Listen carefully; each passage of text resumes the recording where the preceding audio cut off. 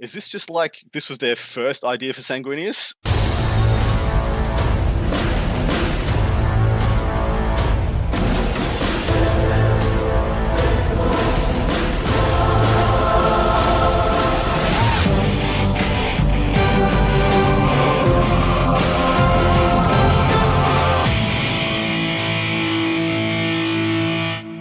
Auspex scan initiated. I'm picking up a podcast arriving. Wait. Designation. Forge the narrative. Hey everybody, welcome to Forge the Narrative. My name is Paul, your host. We on the Bell of Lost Souls podcast. I'm joined tonight by Tanya Gates. Oh, hello, everybody. Adam Camilleri. Oh, hello. And Red Powell. Hello. What's up, everybody? How's it going? Yeah, doing pretty Pretty well. Yeah. We're fresh off the Warhammer Fest week. I enjoyed that digital format. Yeah, I didn't mind it either. I mean, I wish people got to go to these things and enjoy them and buy specialist stuffs of shelves and stuff. But as far as having to do it like this goes, this was pretty good. Yeah. Well, I liked getting the daily dose of like being able to, even if I couldn't see it live, which I normally try to tune in for those things, but a couple of days I couldn't see it live. But then shortly after, you just see this deluge of really cool pictures. Yeah. No, for me, it was really nice, like waking up 5 days in a row to be like, what came out overnight? What did Santa leave under the tree this morning? For me, it's really hard to consume content because listeners here probably don't know, but I make content on a lot of different platforms. So for me, I just really can't devote the time to watching the release streams, but I always am on tenterhooks as I wait for the Warhammer community articles to go up. Yeah. And I love seeing all the pretty pictures and stuff. That is cool. They just released the high def pic. Don't even hold anything back. It's like this is the live thing now. Tune in and get your fix, which is cool. Like we can talk about some of the so we even talked about the orc stuff. I don't think on the last show, but then we had some detail on the Blood Knights. Oh my goodness! Yeah, so I would like to talk about all that kind of stuff. Well, I don't know where we want to start. Maybe the orcs. Yeah, we should start with the orcs. We should. They look big and burly. That's so. With that, there's been some comparisons to the orcs with their, but I think it's. Yeah. I mean, with their like bulk and scale and maybe a little bit of primitive armor, I can see that. Yeah, and the fact that they've got their gore grunters versus squeak grunters kind of aesthetic going on. Even some of the posing on some of the riders and the mounts looks quite similar. But I just think it's cool. I don't think they needed to do this, so to speak. Like I've got a feeling this is like Primaris orcs. These are scaled up. They are Primorcs. Primorcs. You know what I mean? So they're making a new. They're kind of making a skewed new range of orcs without having having to pull out a whole new range of orcs and either invalidate other people's collections, but give people a worthy alternative with some incredible miniatures, which I'm wholeheartedly behind. Or what I'm not behind is the pig aesthetic. What? Why not rhinoceros? Why pig? Well, the squigs. Rhinos, hippos, crocodiles, hell, Tasmanian devils. But why a pig? I'm just head scratching a little bit. The squig look it's got its trappings and kind of the way it's been for a while now. And I think, and I said this when we saw the original one, I think these are painted in a way that look kind of primitive, but they're really going to shine, I think, when some painters start getting them in their hands and painting them up for their specific clan cultures. That's true. Like the bones don't have to be bones. They could easily be blue or checkerboard or whatever. I mean, I think this is the first time I've seen white used as a primary color on an orc model. Oh, that's a good point. Yeah, I've never seen white really used on any of them, except for for dags and checks on Goss. That's pretty much it. But this is used to we have actual full panels of white on the majority of the models that they've shown us so far. Maybe that's. I find that interesting. Yeah, it keeps me looking at it. I mean, not because it's so different, and I'm thinking that that really needs to be Evil Sons. Or, you know what I mean? Or bad moons or whatever. Maybe that's the clan. Maybe that is the clan symbol. That they have a splash of white. Or maybe it's I can't really make out from I'm looking at the single picture on the Warhammer Community Roundup of it. And maybe it's a cream or an off-white or whatnot. But yeah, it looks like that is their symbol. So maybe that is the panel that would be red if you were Evil Sons, or orange, or yellow for bad moons. Yeah, it could be. And they were careful to point out when they were talking about it that these aren't snake bites. These could be, I think, anything. Now this is gonna strain everybody, but you see the war boss on the squig with the battering ram head, who was a kid and who loved their dinosaurs. Who can tell me what dinosaur that was modeled after? Is this the Diplodocus? Is that it? No. You sure it's not the Diplodocus? Ankylosaurus? No, it's the head the head buddy one. Who knows the name of it? I'm gonna stick with the Diplodocus. I know the name of it, but I can never pronounce it. Does it start with a D and end with Diplodocus? It starts with a P.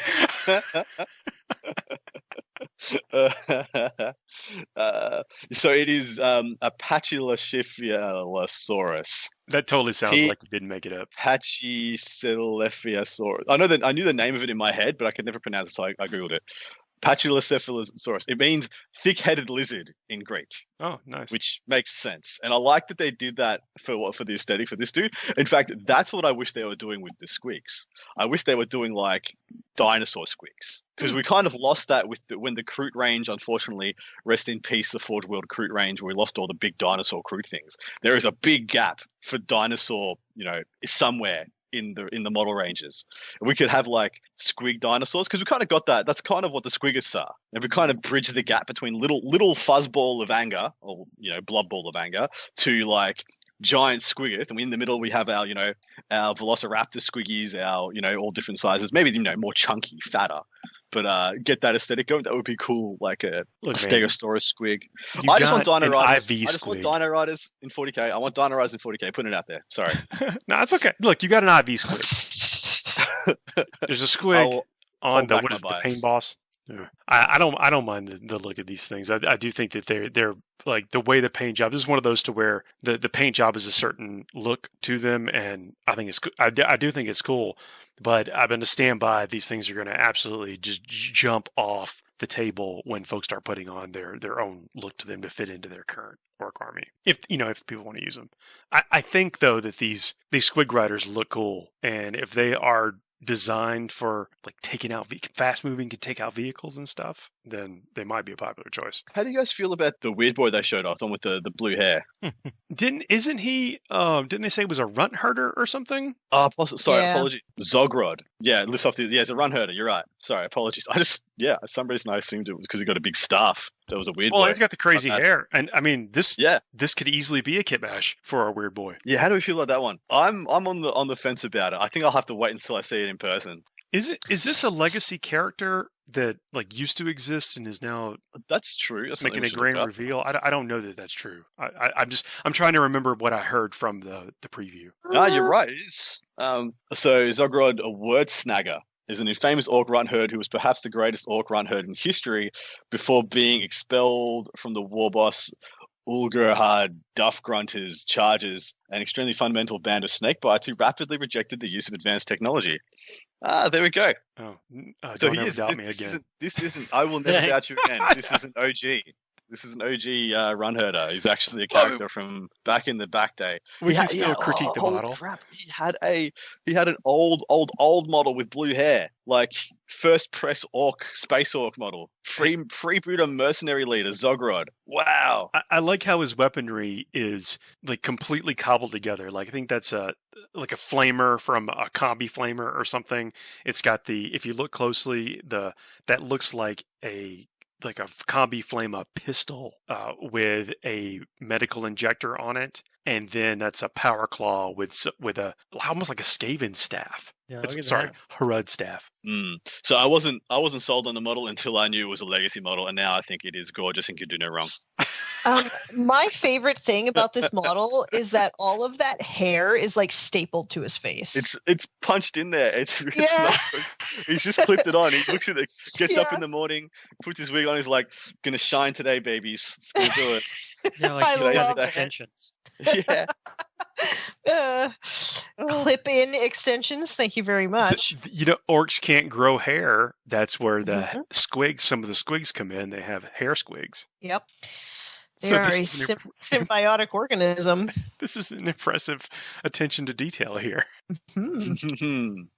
And then What I just about noticed that, the bionic leg he's got. Yeah, he's got a bionic leg as well. And there was the pain boss that had both bionic legs.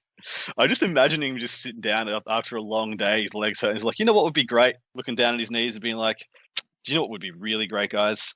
And he just picks up a hacksaw, looks at like guy. This is looking pretty strong. And then the little, what is it? The Gretchen on the tiny squig. He's got like a little nail or something as a weapon. It's a bomb squig, right? It's got a little bomb strapped to him. Let's see see what it says. Is that that may just be a jet? Maybe I don't know what that is. Who are we looking at? The tiny Gretchen on the squig with what appears to be a Stormboy rocket. He does. He has a rocket strapped to his back, and it's on a wheel. So cool. It says, this doesn't stop many of the Beast Nagasgrots from being used for classically creative orc, quote, engineering, however. Particularly unlucky types might find themselves as the, quote, brain in a new breed of smart weapon accompanying the Squig Hog Boys.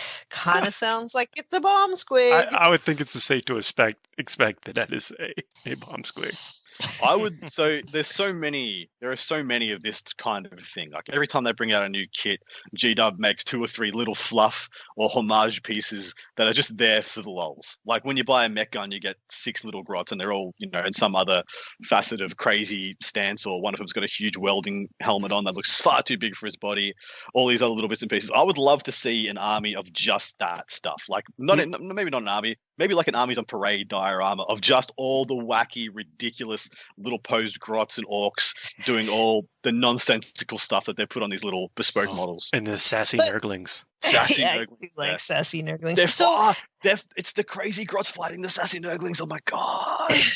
But question, if they give a, quote, brain to a bomb squig, does that mean that it becomes less random? I'm pretty sure that they've decided it is a brain, and then they want to get rid of it as soon as possible. God, I clicked around until I found the pain boss figure. This thing is, I don't know. I'm loving this figure. I'm loving the orc stuff. Mm-hmm. I'm in love with that war boss though. The new Mega Armor war boss. I think he was the favorite for me out of this. Yeah. Really? What's speaking to you about that? Look at him. Fair enough. Yeah, the power of the pose, how the armor looks good, but it's not all covering. That's one of my I think that's one of my only gripes with the past Mega Nob in Mega Armor. I said that wrong.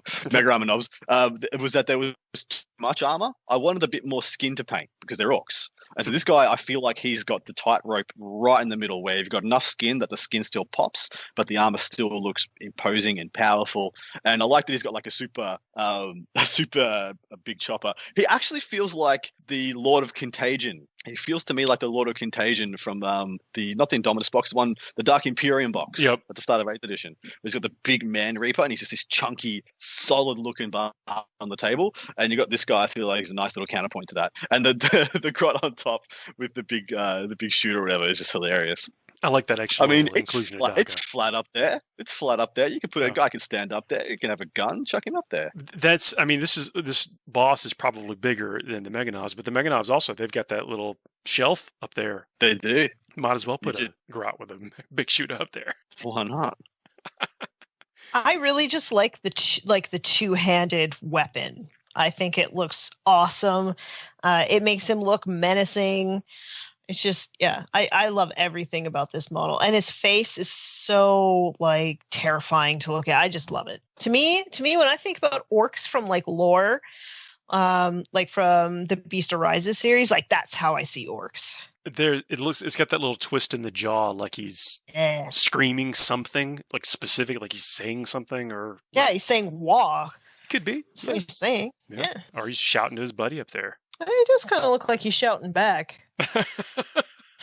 I don't know. I think it's going to be interesting to see how these new orc models plug into existing armies and how it plays out. Like if is the buggy still going to be a list that people can build? Like how does this all come together? Looks like the orcs are getting a ton of new options.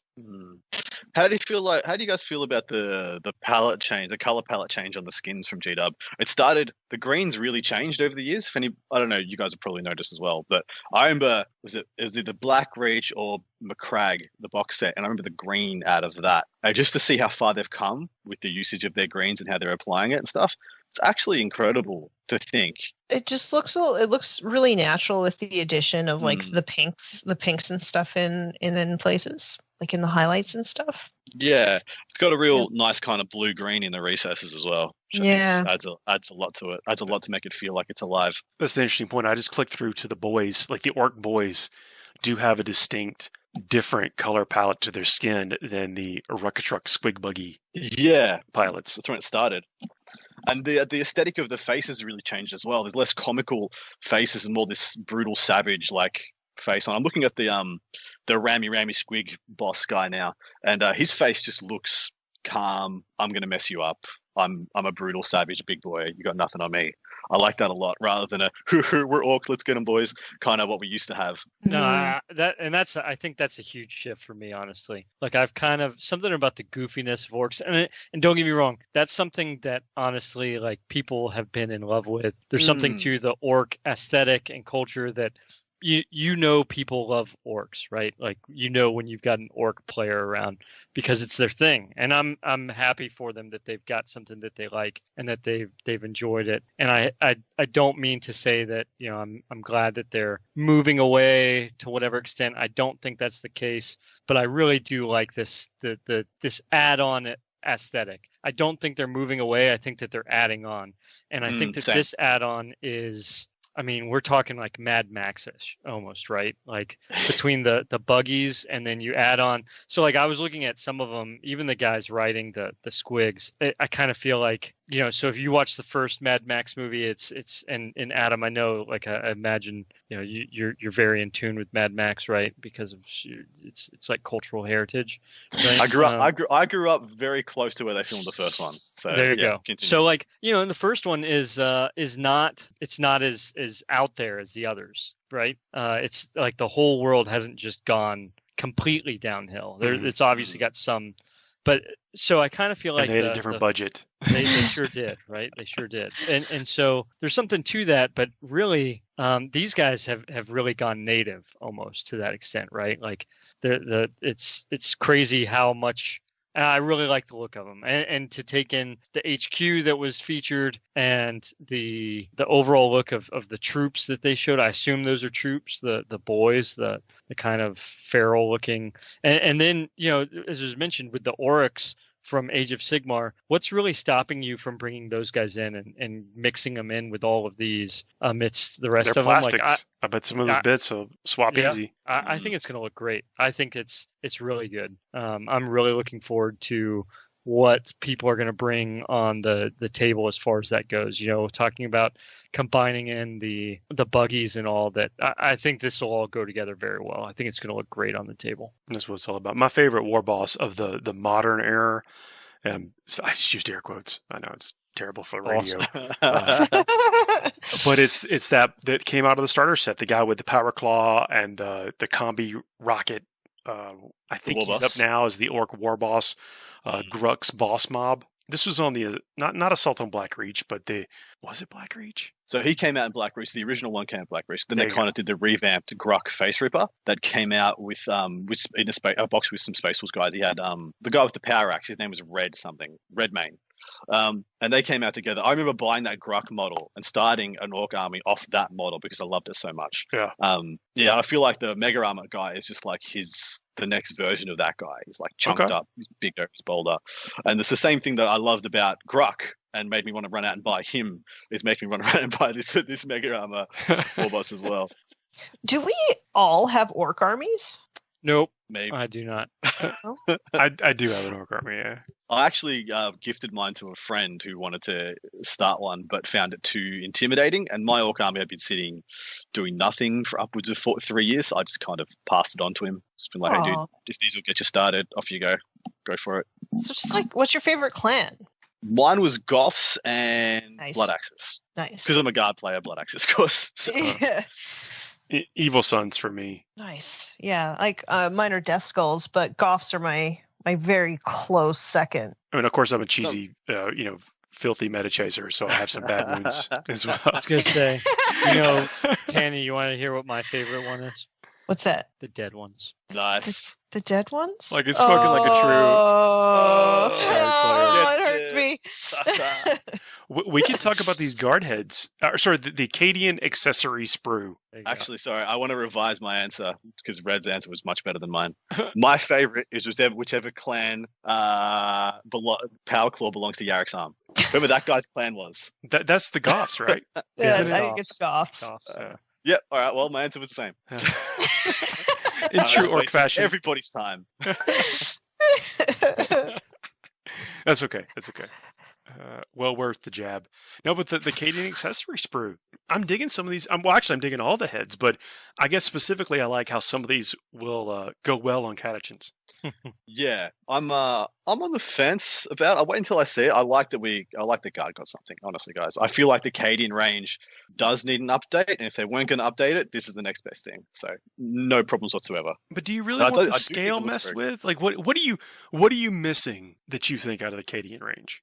I just want some more stances. I went out of my way when I did my Acadians. I spent a ludicrous amount of money and got them all the Forge World respirator kits and upgrade kits and veteran kits, and then I've spent an even more exorbitant amount of money getting a bunch of kneeling guys. I've got 100 guys, and 50 of them are kneeling, and 50 of them are standing, so I can first rank, second rank the whole platoon, the whole battalion. But the only place you get kneeling legs, you get one of them in the 5-person command one, or you get 6 of them out of the heavy weapons teams. Mm-hmm. So I bought 50 guys worth of heavy weapons teams in order to do that. I would love. Yeah, sorry. Let me give you some. This is some tech for anyone that's going to be starting a guard army. Is don't glue your people on the heavy weapons bases. Put them on the base. Put them on their own individual bases, and then you can occasionally use them as regular dudes. Patrol yeah, exactly. And so that's what I ended up doing, and it was a ridiculous effort. I'm very proud of myself for doing it. Never going to do anything like that ever again. But when people start a guard army, and you look at how many guardsmen you might need, 100 is not outside the realms of possibility. And when you look at the same, Acadian kit, being like, hey, there actually isn't that much variety in this 10-man. For some people out there who really love the modeling aspect of what they're doing, some variety is just good. It just makes you more willing to get stuck in and get 100 of these guys. Well, I mean, they're on the table for 10 minutes. Yeah, I'm completely the opposite.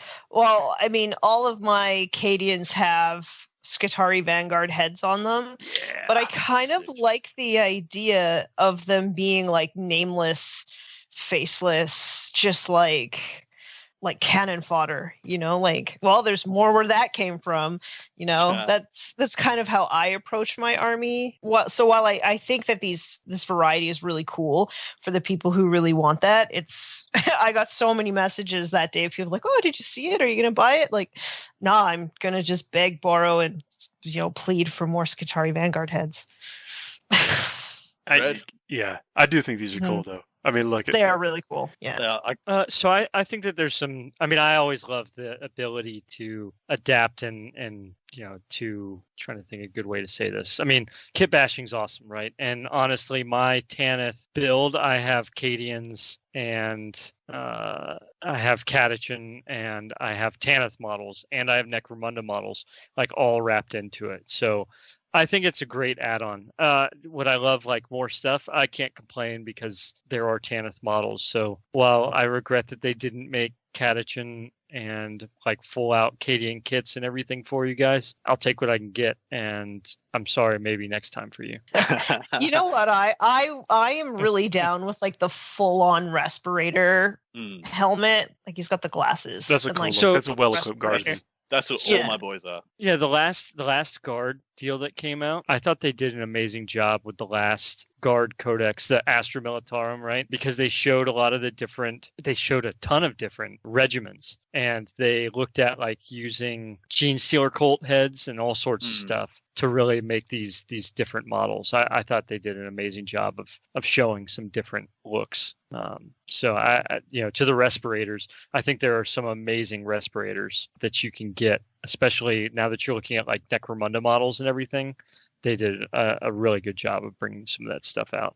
They mentioned here that you can give your sergeant the bolt gun they've always wanted. I like how that's my favorite. Sorry, go. No one legitimately cares whatever when anything that's on a guard sergeant.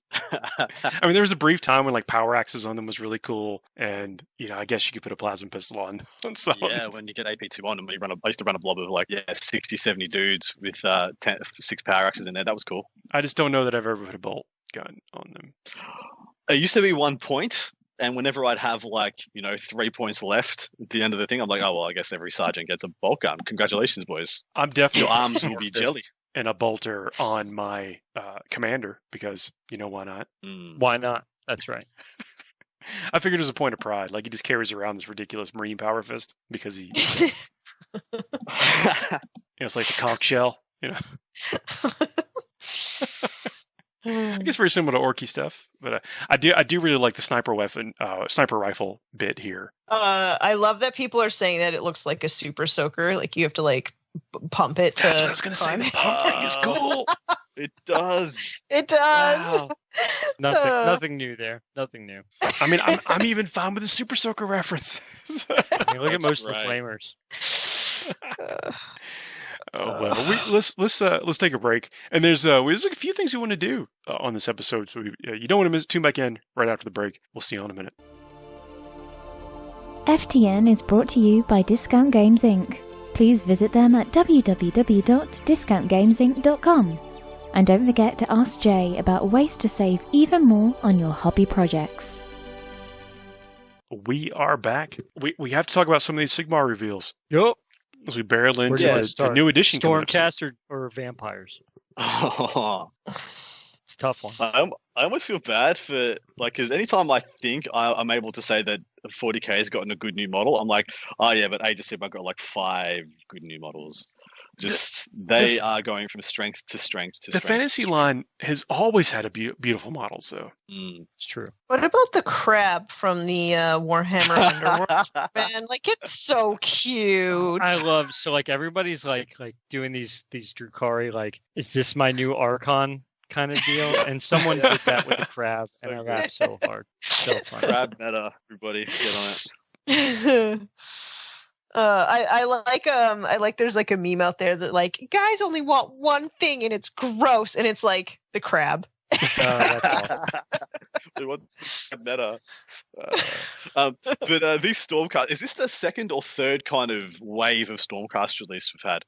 Because we had the original come out. It was the Retributors and the Sword and Shield guys, and then the Judicators, the Archers, and whatnot. And then we had the Cav, and then we had the kind of leaner, sleeker ones come out. There were the Evocators and the we joked as saying they were the Chocobo Riders, right? Oh yeah. Yeah, that was the kind of second wave. I feel like this is the third wave. This might be the second wave though. They might have been just a little mini one in the middle. But these guys, they look really nice. They just put it out there, really nice. And I not just say that as somebody looking through a 40k lens. Aesthetically, I can't poke many holes. Maybe the heads are not to my taste. Everything else is just plain beautiful. These vaults are not going to release themselves. That's true. Tanya, you loved the chunker, didn't you? You liked the big boy. I do, yeah. Is it a lion or something that's in his breastplate? Oh, it's so beautiful. Check that shield. Yeah. We're talking about the Annihilators. They're the new generation of paladins for this wave. What were you saying, Paul? The shield? Yeah, the shield. He's holding that shield. It's down there, and just the magnificence of it. I do like a chonky boy, though. I don't know what it is about a model that just takes up space. Maybe it's because my first true army love was my ogre Maw tribes. Yeah, I like a chunky model, and he's gorgeous. That hammer, I mean, it looks dangerous, and then just the whole I don't know if is that a whole there's a whole unit of those things. Is that what the impression you're getting? Yes. Yeah. I think they've pretty much said that, haven't they? Yeah, I think they are they're like Stormcast Terminators, and honestly, between that hammer and some things you can probably, I bet you different poses, that one with the shield's kind of specific, but some of those things you could change around. I mean, I think this thing screams Imperium, and then when you start considering Terminator conversions or Custodes or what have you, I mean, these guys I think they're pretty awesome. Oh yeah, you slap a Guardian Spear. Yeah. On that thing. Yeah. I'm down. I mean, not that it's not cool enough as it is. But I love seeing all this stuff in plastic. It just opens up the kit bash potential. Absolutely. Well, any you could insert these guys for any Gravis armor. We'll have to see what the scale is like. But aggressors, inceptors, if you wanted to, eradicators.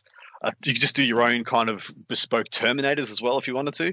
Admittedly, though, if these guys are as big as like Custodes, there might be some scaling issues. But as long as they're on the right bases, like most people won't care, right? I've been playing around on TTS with a small patrol of Custodes with my guard, and if it's something I decide to go forward with, these guys, if they're Custode size, I'm doing it because, yeah, the Custodes models don't really do it for me, but these guys do.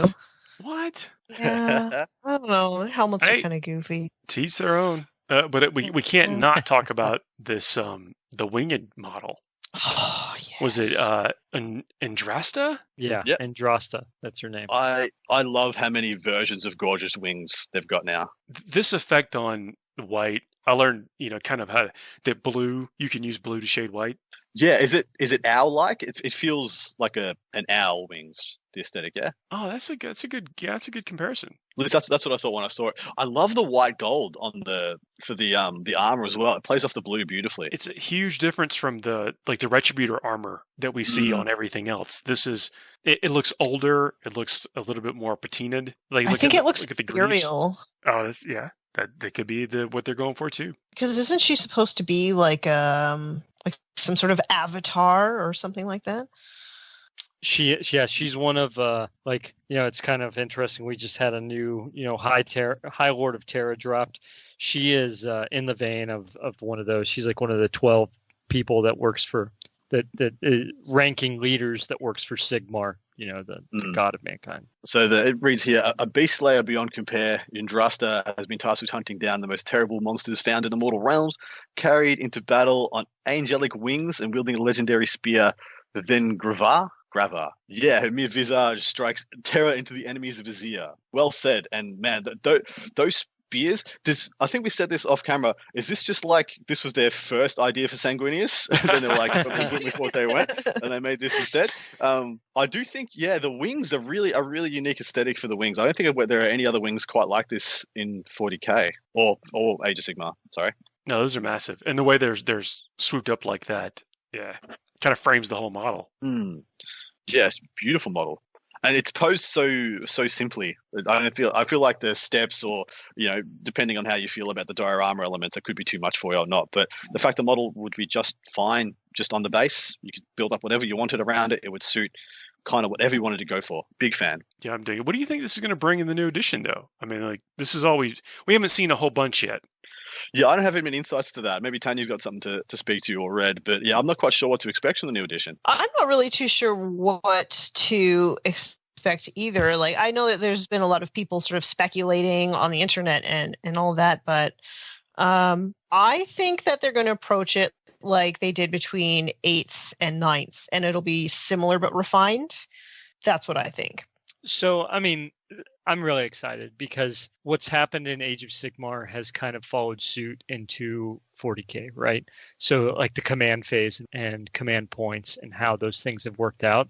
And we've seen that kind of play itself into Warhammer 40k. And so I'm really excited to see what they come up with in regards of Age of Sigmar. And I know, reading through the comments, there's a lot of discussion about the balancing issues in Age of Sigmar. So I'm interested to see if maybe this new edition does something. If GW likes the way that their game is designed, then that's one thing. And I totally understand there might be opinions in regards to balance, and I'm not disagreeing with those by any means. And so it's always interesting to see how when a new edition drops, like how the game developers and the rule writers, what did they listen to? What did they think needed to be adjusted in order to make it a better game? Because that's honestly it, right? Like that's why they're doing it for the edition. They're trying out new modes, new rule sets, new mechanics, and so on and so forth. So I'm really interested to see where that goes. And I also would love to see this. They talked about Fields of Glory, and I've always been interested in the narrative and the construct of Crusade, for example. A huge fan of 40k's Crusade. Really interested to see what they do with Age of Sigmar. Fortunately, my Khorne models transfer right over from 40k to Age of Sigmar, so I can do that. But That's I the do best thing have about having a demon army. Oh yeah, no, it's awesome, and so I do have that. But I have a an old dark elf army and an old vampire army, and so especially with the new grave lords as they've come out, I'm really interested to see what that looks like and how I can jump on that, because we talked about the other models that were previewed. Man, these these blood knights, I mean, they look, we've talked about them before already. We've talked about just how good they look, and they showed them a little bit more, I'd say. And they've really highlighted them as they're going on pre-order here in a couple of days. Probably by the time this releases, they'll have already gone on pre-order. And it's hard to say that I'm not going to get any, because I'd love to see what was previewed today. Even there's some of their stats. They're not their stats, their rules. And you can make a whole army of just blood knights. It's like its own like vampiric dynasty, which is a holdover from the world that was, you might say. And I'm really excited to see that. I love the idea of the blood knights and what they had and everything. And so the fact that it's not just, rightfully so, it's not just the von Karsteins or anything. There's 5, at least I saw 5 different. So I really want to get my hands on this book. I'd love to talk about it some more, but talk about speculation. I really just need to see what's in it. Well, I like the idea that these knights can ignore some models. I mean, that's the old. It's kind of weird. The skeletal horses could run through terrain like it didn't exist. Oh yeah, the hex in the day. Yeah, No, I'm talking about the back in the day. They weren't the Black Knights or whatever, but they were skeletons riding skeletal horses. They could phase through terrain and stuff like that. Oh, sure, yeah. And it seems like they might get some similar rules here. Yeah. Yeah, it does look like they have some stuff. I mean, so that's cool. They're hardier. They've got a lot going on for them, and they look amazing. And I saw a GW how to paint video that a lot of honestly I see those things, and it's kind of like you don't always have the time to review those, but I save them on Facebook, and then I go back and look at them later. And I love how the Blood Knights have turned out, and I'm really excited to get my hands on some. I just remember back in the day when the first Blood Knights came out, all their metal on small square bases. We've talked about that. Yeah. Yeah, we talked about them ages ago and be like, hey, they were like revolutionary at the time and broke people's brains, and at how gorgeous and amazingly awesome they were. I just like that these feel just as good and just as impactful to what can be done with miniatures and how good you can make something look and something feel on the table. G-Dub's just smashing it. I wish I feel like I'm fanboying a little bit too much during this Warhammer Fest, but doesn't matter. Everything was awesome. Well, think about just how much content we got. I mean, we've milked it for 2 episodes. Yeah, that's true. But actually, it's not. I think this is the appropriate amount, the respect and love on these models, because they're. I mean, epic's not even the best word for them, but I think that's what they are. And to think that there's just these are whole new sections of armies or whole new armies or figures we've never we never seen figures this good before from an undead range in any range, if you ask me. Totally agree. And I happen to like that look too. I mean, no secret, but I like the kind of the dark and creepy vampire type stuff. That's why we're here, man. No, really, crabs are cool too. That and crabs. Yeah. If there was an army of just crabs, yeah, I'd be all over that. I don't know where you would go about getting. I don't know where you would go about getting enough crabs the right size to do an all crab deepkin army, but surely there'd be some ways and means out there. Hit up the aquarium store. I like the idea of the eel riders just being on lobsters instead of eels, and then one giant mud crab instead of the turtle. Then it's got to have one big. It's got to have one big claw and one little claw, and you got to maybe the turtle should be like a horseshoe crab though. Oh, holy crap! That's a great idea. Right? Yeah. I like where we're going with this. To go slightly back on topic, that rule we're talking about is the Riders of Ruin. In your movement phase, if this unit is within 3 inches of an enemy unit, it can make a normal move. If it does so, it can pass across other models with a wound characteristic of 3 or less that do not have a mount, in the same manner as models that can fly. After this unit has made a normal move, roll a dice for each enemy unit that is any models passed across by any models in this unit. On a 2+, that enemy unit suffers D3 mortal wounds. So it's not just the move thing. It's a certain amount of damage, a little insult to injury. Yeah, they're trampling them. It's awesome. Yeah. This is basically to be able to strike at quote-unquote safe targets, disrupting your opponent's plans. And then the Martial Fury. Add 1 to the damage characteristic of this unit's Templar Lances or Blades if this unit makes a charge move in the same turn.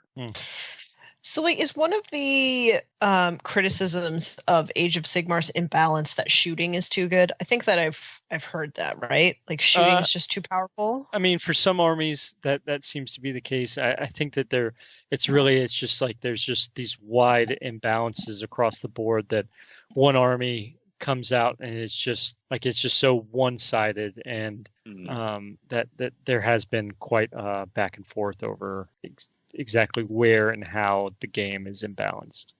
So yeah, I lost touch with the game kind of halfway through their second edition, where they kind of righted it would have been their first edition, because kind of the indexes is what I call their first edition, where you had to act like a goofball next to your the ravening hordes in order to get special rules. Make your opponent laugh. Yeah, have a big beard.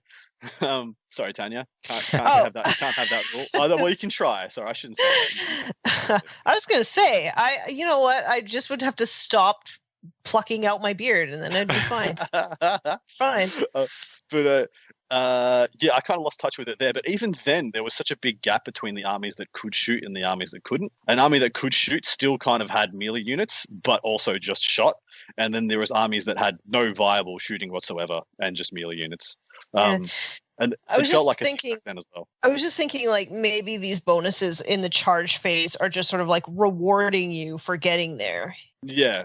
But anyway, I'm sure Red could speak to it better than us, being the student of combatiness. But I believe that's his term. We've done away with the rules.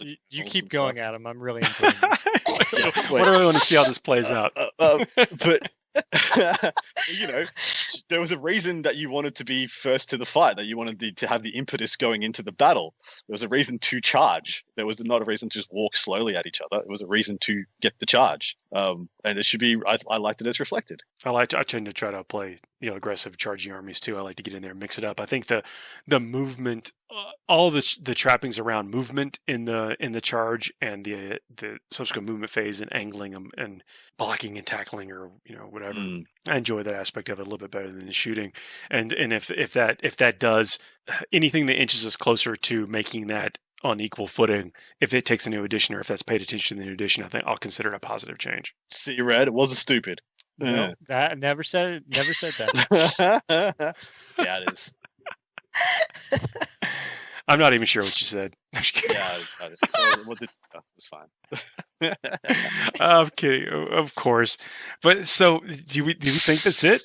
Or is charging armies? I mean, is that what the biggest hope for? Is to have it be a viable option? Our biggest hope, anyway. Well, it's always been a thing in 40k as well, where look at Shock Assault. Impetus for charging. It's always kind of been.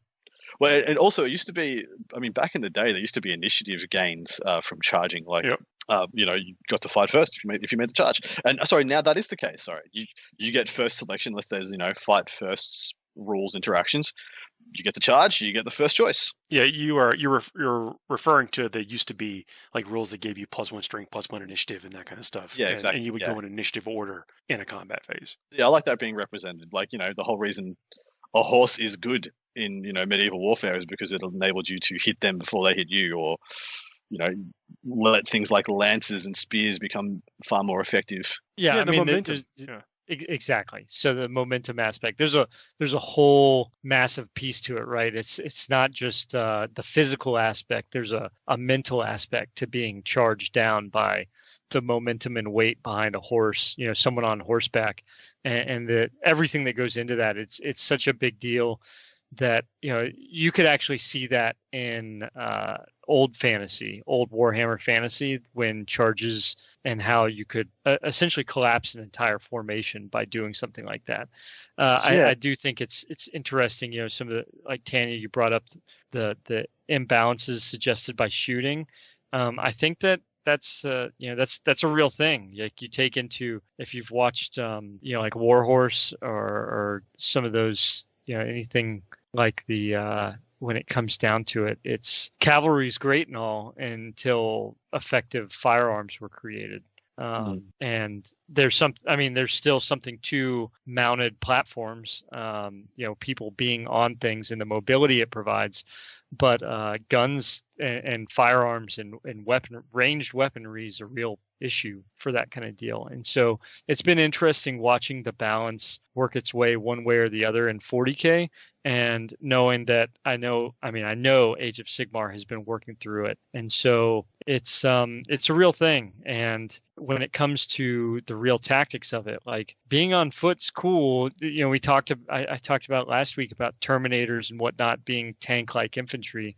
Being on foot is cool and all until you realize how much faster things can get around when they're mounted. Now, being on foot allows you access to certain places that mounted, horses they can't go everywhere. They can get far enough and they can get there quickly, but at the same time, they're just not going everywhere. And so it's really interesting to see how the game designers decide to try and play this out, and how the combat plays itself out and what that means, because honestly, there's historically been plenty of cases where the charge has meant something, like as it should. And so that's where it's always interesting. Some of these armies, like Slanesh, for example, or Emperor's Children, like the ability to fight at the same rate as anybody else, even if they were charged, like that just goes to show how quick they are, right? And it really is unfortunate when I guess it goes one way or the other. I mean, when it comes to the charge, that people feel like they've lost the advantage in the charge. We kind of, there's something to that when we moved on from initiative values and into just charge order versus non-charge order. I mean, there's some combat aspects to that in the mechanics, but I'm not discrediting it by any means. It's definitely become its own thing.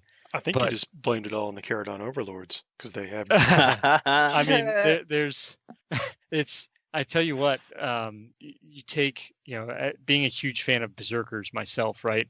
The ability to fight twice and the amount of movement that you gain in a complicated melee, in the fight phase is a real deal. And I think people are seeing that to a large extent with the Drukhari, and people are realizing the ability to move in and out of combat and what that looks like that kind of mobility. I wouldn't be surprised if we saw that go forward, obviously not speculating too far or anything, but the ability for Harlequins to do that, right? Because we used to have that, what did they have? That old universal special rule that allowed them to move in and out of combat. Hit and run.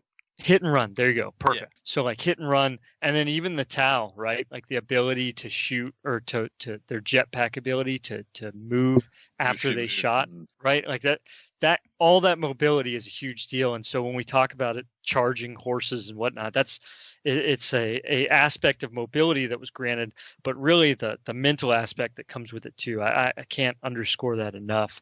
The being able to move, get somewhere where someone didn't know you're going to be there, and then to just come bearing down on them is just such a big deal. So there you go, Adam. I alley-ooped for you. You did a great job kicking us off. You weren't wrong either. I'm not. Yay! There you go. It's a festival. But you're absolutely right. There was two instances, and please forgive me. I'm not a student of history, but I do try and pay attention to some of the notable things.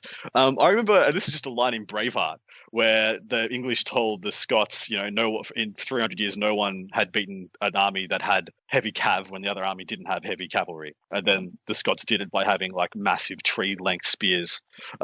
And then there's another one, I think it was Bannockburn in France, where the longbow was the deciding factor in beating a huge, like, mounted French army to a very foot-based British army. And that was just because, like, even then, like, the longbow had become a thing, a ranged weapon powerful enough to punch through and smash down, like, heavy armor, plate armor and stuff, and became a tipping point even back then. So that's, yeah, very, very interesting, and goes straight into what you were saying. Mm-hmm. Now, please, if any of those are incorrect, write in your corrections to Adam.sorry, I was wrong, this doesn't exist at gmail.com. Oh my gosh. You're supposed to say leave it in the comments. You have to appease the algorithm gods. Oh, I forgot to ask people to subscribe. Subscribe and like and stuff. Everybody. At least give us an algorithm tick. That was a great slide in there too, Paul. I appreciate it. Hit all the buttons, everybody. Yeah. Thank you. It's a great reminder. We've meandered onto it to finally asking for folks to subscribe. Perfect. We got there in the end. That was the whole Shaggy Dog joke, just to get us to this point here. It was. Changing a little bit is that this new Necromunda stuff coming out, the propaganda transfers were up for about 5 minutes before everybody bought them. Dang. I didn't even know they were up. Yeah, I know. I mean, I totally. There's no way I was going to be able to catch that. Those went so quickly. If you wanted those types of things and could not get them, which a lot of people didn't, there is. You can download it and print it out on paper, and with minimal effort, you can get them to attach to any of your structures, and they'll have that paper feel to them and everything. So don't sweat it too hard if you can't get it if the FOMO is strong, which I understand. I was like, oh, what do you mean I missed them?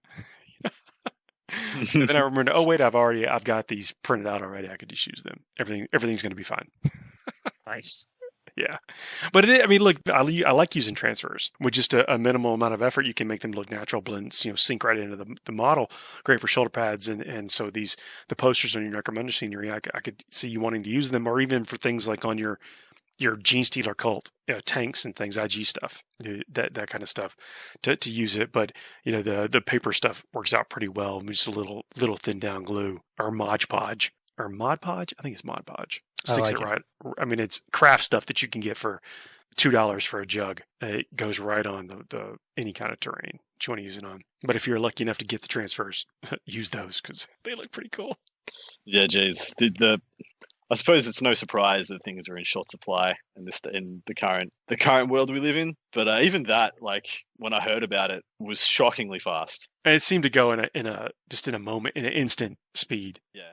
Goku instant transmission all over that. Yeah, nice. I know we're jumping around, but this week we also got notification of the Games Workshop US Roadshow. Oh no, this is exciting! Warhammer Roadshow taking place in Orlando, New Orleans, and Austin. Yeah, and then yeah. I think it's interesting. They're all in kind of the southeast, probably on the same highway. Texas. This is Roadshow. And they're like one-off events too. It's an interesting showing, I think, for GW and the environment that we're in right now. Yeah, I'm excited to see what they have. Yeah, I think there's, again, as this plays out, we know very little, but also talked about the Golden Demon coming back to Adepticon, and that was something. Sorry. Well, no, that was something that was planned for last year, but of course didn't get to happen, and that's a big thing. Like the Golden Demon over here is not. I don't know how it's existed for the last little bit, but this is something that really brings out just some stellar paint jobs. And Adepticon is one of those places you could see that kind of thing. So it was really cool to also announce that they would keep that at Adepticon. I mean, we saw the quality of paint that came out of the Everchosen. Do you remember that?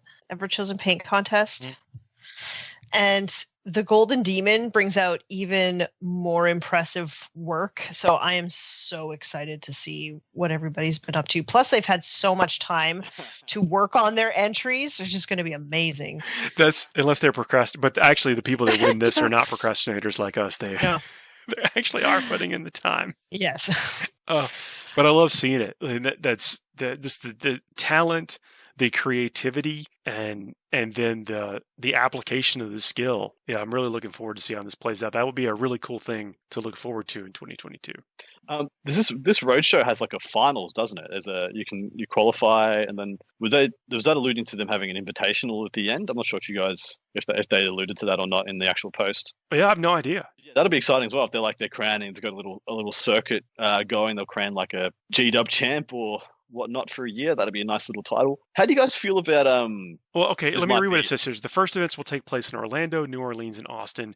The Warhammer 40,000 games will use the 9th edition rule set, and the Warhammer Age of Sigmar tournaments will be some of the first in the world to use the 3rd edition rule set they just announced. That's exciting. Then venues are amazing, and then going in Soulverse you can buy Forge World stuff there also. So they're going to have like a full on, like I guess what you might expect from GW events that we've had in the US, in years past. Now we can say that in years past since we've taken a year off.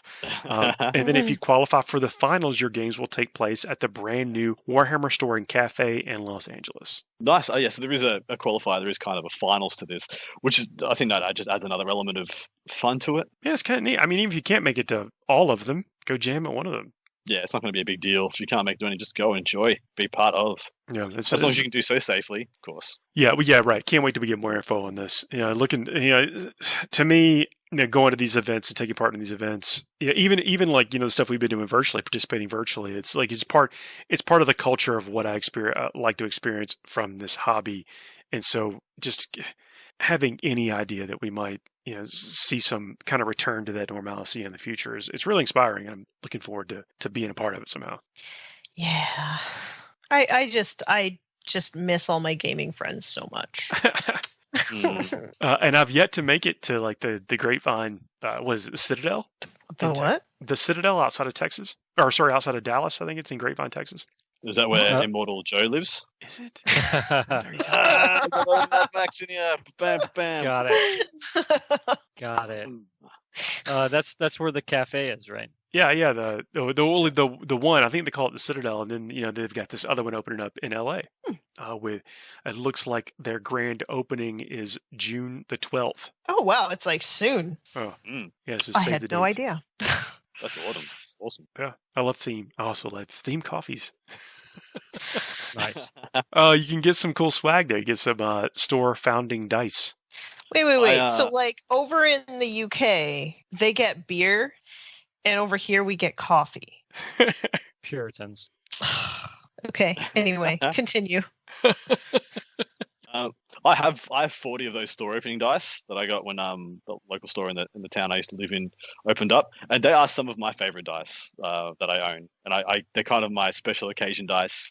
So weird how I don't know if anybody else does that, but yeah, how you use different dice for different things. That's completely okay. Yeah, it is. There's nothing wrong with it. It's just interesting. It's an interesting thing that a lot of us happen to do. In the past, I know I've mentioned this at least. I've had red dice for the red armored guys, black dice for the black armored, and gold dice for the gold armored guys. Except my gold dice rolled terrible, so even with a 2+ save, I couldn't.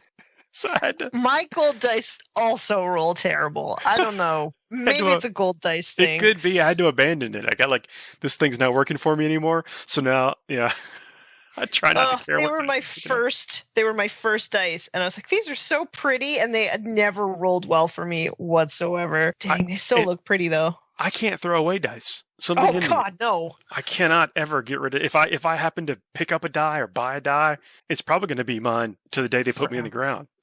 That's what we'll do. If I outlive you, Paul, I'll come and just pour your dice bag. Just instead of throwing in a handful of dirt, pour your dice bag, please, and look spitefully at anyone that's seemingly questioning what you're doing. And then I'll get in, and then I'll get in after you and pick up all the ones that rolled from the bag. And take them out. They don't deserve to be there.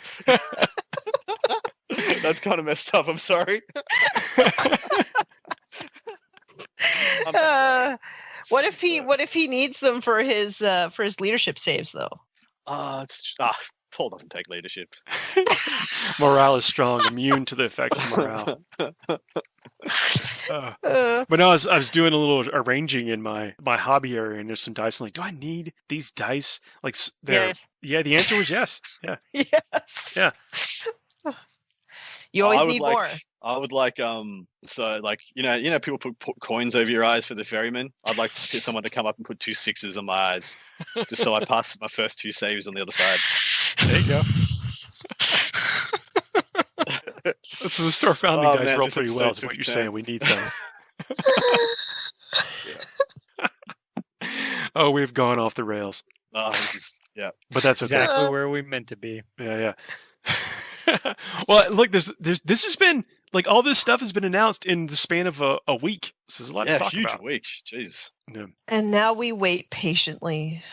That's right. Or impatiently for some Yeah. of us. Yeah, we're Tapping our waiting foot. either way. Yeah. And they still managed to kick out a couple of rumors. Like, there was a rumor engine pick. Damn. Yeah, Lionhead. That's not a lion. I don't think that's a lion. You don't think it's a lion? I don't. What do you think it is? It's a puma. I have no idea. Okay. I haven't seen it. All right, It's fine. definitely- Puma. It's a I haven't bobcat. seen it. Bobcat. What's the mix of a tiger and a lion? It's a liger. A liger. No, there seems to be, I don't know if it's a mane or, I mean, there's obviously the feathers from the arrows there, or quarrels. This could be bolts. I'm going to go have a look at this. One sec. It's not Seraphon, is it? Because Seraphon have like the skinks have the blow darts or whatever. It Yeah, I looks was thinking something. it looks Sigmar-ish with the arrows. That actually looks like one of the kind of panther wolf things that some of the Sigmarines ride. Sigmarites. So yeah, I hope it's wanderers. I hope it's a wood elf. Some wood elves, Oh, like, nice. you know, because they're the portion of the elves that haven't kind of been redone. The Ideneth, you know, could be seen as the dark elves. The high elves have been done.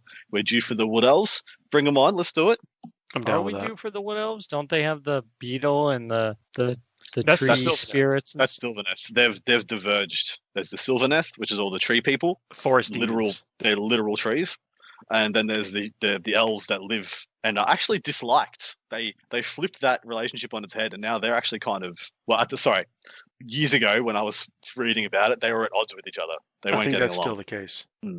I think you can take them as allies though, because they're under an order. Yeah, they Still. are part of order. I mean, somehow the dark elves are also in order. But actually, I think there may be a restriction with Sylvaneth, or at least there was at one point.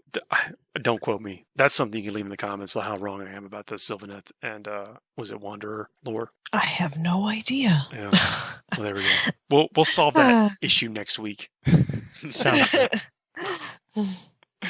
We'll get back to tactics and army list and cool strategies and stuff pretty soon. But this has just been a heck of a lot to talk about in the last week and a half or so from the Warhammer community stuff. And I've actually been delighted to talk about it. There isn't anything here that I'm not excited about. I mean, maybe not like I don't play the Stormcast, but I'm real excited to see what the new edition brings.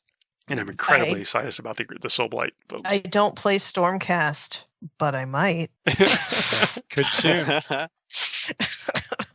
Only takes It's one trip. tugging at my heartstrings a little bit there. Just one good starter set away from playing Stormcast again. My arm is so rubbery. Just twist it so good.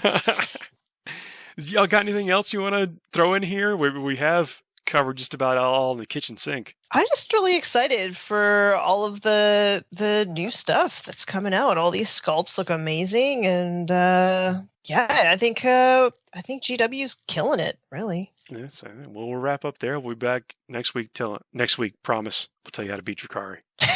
Oof, wow. Jesus. That's a big one. All right. I'll call on my friends. See how many games There I you can get. We got quick Google how to beat Drakari. Yeah, just Google it. Isn't it chainswords and bolt pistols? Apparently. It's heavy Apparently. bolters, but I mean, come on. Okay. All right, we'll see y'all next week. See ya. Bye, everybody.